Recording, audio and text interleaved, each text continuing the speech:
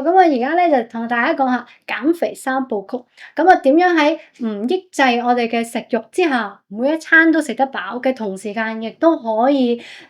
穩定正常咁樣去減肥咧？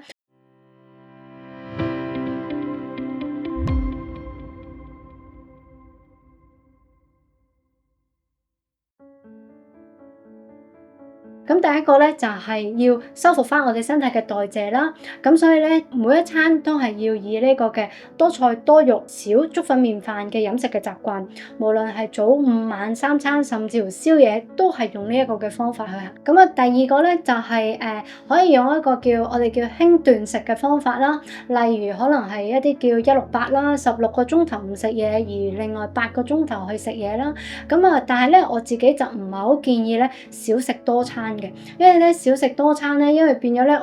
我哋身體嘅胰臟咧，或者我哋嘅消化系統咧，冇一個好充足嘅休息嘅時間，咁所以咧我會係建議咧，你可以用下呢個嘅168嘅輕斷食啦，